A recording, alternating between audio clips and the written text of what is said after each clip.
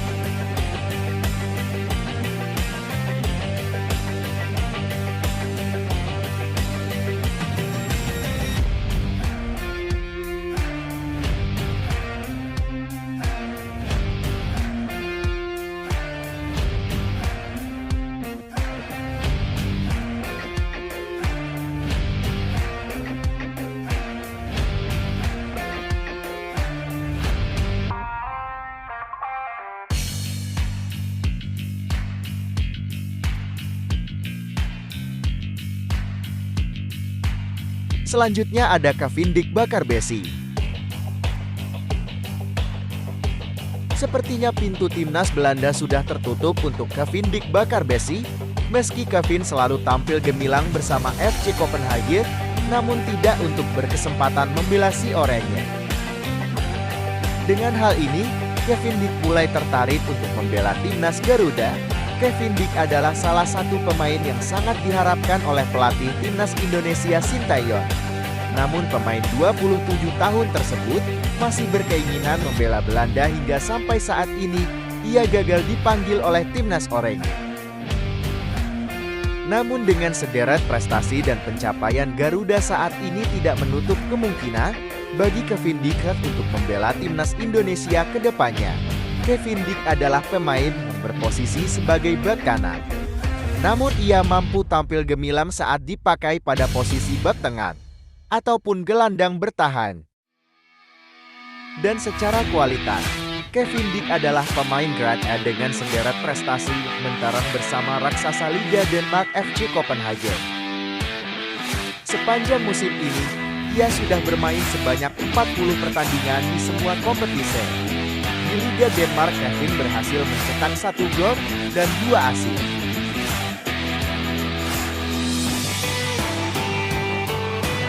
Jairo Regalwald. Mantan anggota Exco PSSI, Hassani Abdul Ghani menyatakan bahwa ia telah berkomunikasi dengan salah satu keluarga pemain grade A Jairo Regalwald.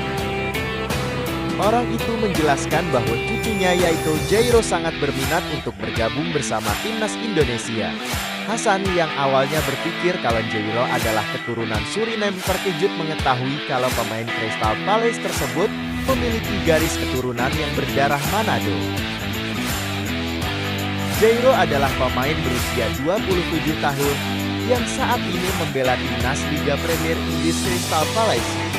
Ia bergabung ke tim tersebut dari Ajax Amsterdam pada tahun 2017 lalu sebagai pemain yang mampu menembus Liga Inggris Selama 7 tahun kualitas pemain tersebut tidak perlu diragukan lagi. Jairo punya daya jelajah yang tinggi yang mampu membantu timnya untuk memenangkan bola di lini tengah.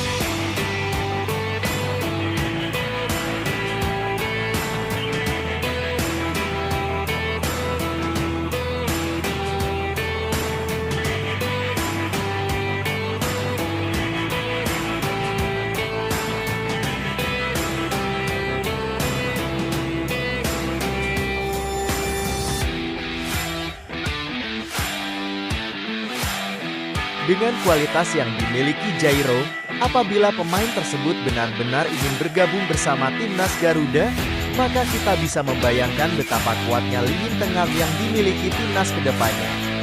Apalagi timnas saat ini belum memiliki gelandang TP seperti Jairo. Kombinasinya bersama Tom Hai dan Ivar Jenner bakal lebih sangar dan ditakuti di persepak bolaan ASEAN bahkan dunia. Berikutnya Calvin Verdon.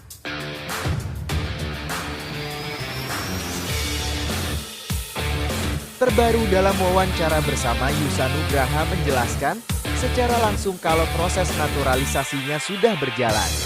Dirinya kini tengah menunggu proses itu selesai dengan harapan segera rampung sebelum bulan Juni agar bisa tampil ketika laga menghadapi Irak nanti. Calvin Verdon merupakan pemain keturunan Indonesia dari garis keturunan sang ayah. Ia menjelaskan kalau sang ayah lahir di Indonesia, tepatnya di daerah Aceh. Calvin Verdon merupakan salah satu pemain kelas grade E. Saat ini ia membela klub Eredivisie Belanda NEC Nijmegen. Dalam musim ini, ia sudah bermain sebanyak 27 laga. Dia berhasil mencetak 2 gol dan 2 assist.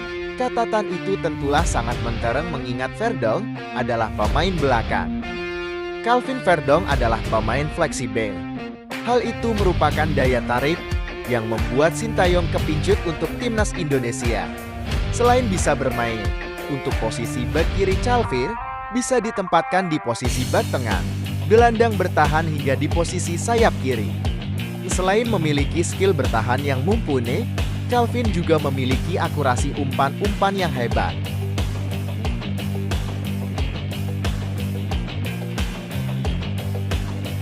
Calvin juga tipe pemain yang memiliki akurasi tendangan bebas yang menakutkan bagi tim lawan. Dalam beberapa pertandingan di Eredivisie, Calvin mampu melesatkan hampir 80% dari bola mati, sangat menakutkan pemain berusia 26 tahun tersebut.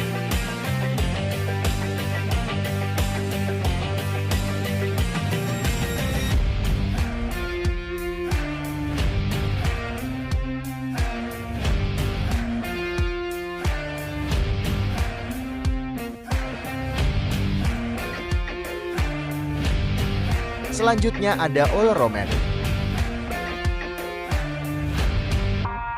Selain Calvin Verdon, Ol Romeni tengah menjadi perbincangan di kalangan pecinta sepak bola dalam negeri. Pasalnya pemain satu ini menyampaikan sempat dihubungi oleh pihak Ketua Umum PSSI untuk dibawa ke timnas Indonesia. Ole menceritakan asal-usulnya ke salah satu media Belanda kalau ia memiliki darah keturunan dari daerah Jakarta, Indonesia. Terkait rumor bergabungnya ke timnas Indonesia, Ol Romeni memang belum mengkonfirmasi ataupun menolak tawaran dari Indonesia. Tapi pemain berusia 23 tahun itu seperti memberi isyarat kalau ia sering berkomunikasi dengan temannya yang sudah bergabung ke timnas Garuda. Ia sering bertanya ke Martin Paes dan Ragnar Oratmangun tentang bagaimana proses menjadi warga negara Indonesia. Ini jelas kode nyata kalau Ol Romeni akan segera menyusul bersama rekannya ke timnas Indonesia. Apalagi tipe pemain seperti dirinya sangat diminati oleh Sintayong. Ol Romeni merupakan pemain penyerang yang mampu menempati semua pos di lini depan. Saat ini ia bermain untuk FC Utrecht di Eredivisie kasta tertinggi Liga Belanda. Jika ia bergabung dengan timnas Garuda, maka lini depan timnas akan sangat tajam bersama Rafael Struijk dan Ragnar Oratmangun.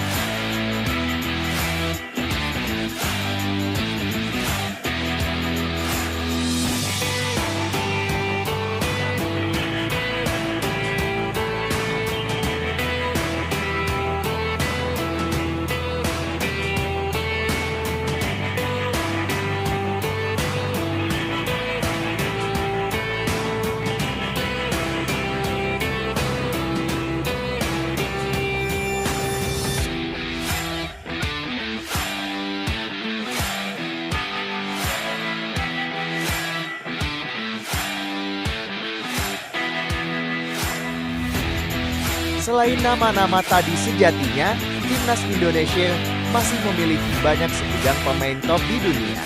Mari kita hilangkan dikotomi antara naturalisasi dan pemain lokal, karena selama dikotomi dan perbedaan antar pemain masih ada, sepak bola Indonesia tidak akan maju, apalagi bersaing di kancah persepak bolaan dunia.